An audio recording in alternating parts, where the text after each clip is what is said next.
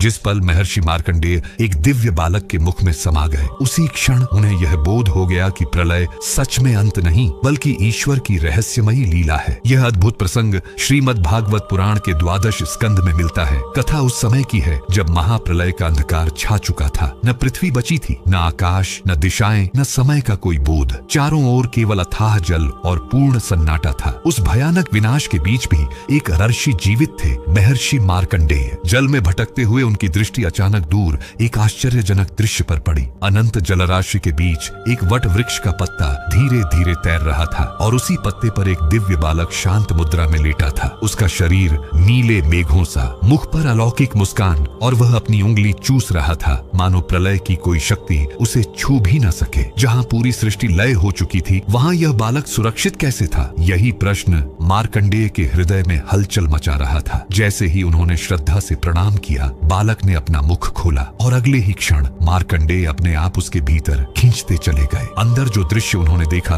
उसने उनकी चेतना को हिला दिया। वही सृष्टि जो बाहर मिट चुकी थी, वहाँ भीतर जीवित थी। सूर्य, चंद्रमा, लोक, पर्वत, समुद्र और काल की गति तक। भय और विस्मय से उनका अस्तित्व कांप उठा। फिर एक ही पल में वे पुनः बाहर आ गए और बालक पहले की तरह वटपत्र पर मुस्कुराता हुआ लेटा था। तभी बालक ने कहा, सृष्टि मुझसे जन्म लेती है, मुझ में टिकती है और अंत में मुझ में ही विलीन हो जाती है। उसी क्षण मार्कंडेय समझ गए कि यह कोई साधारण बालक नहीं बल्कि स्वयं वटपत्रशाही भगवान नारायण है। अब आप बताइए, क्या आपने यह कथा पहले से सुनी थी? कमेंट में जरूर बताएं।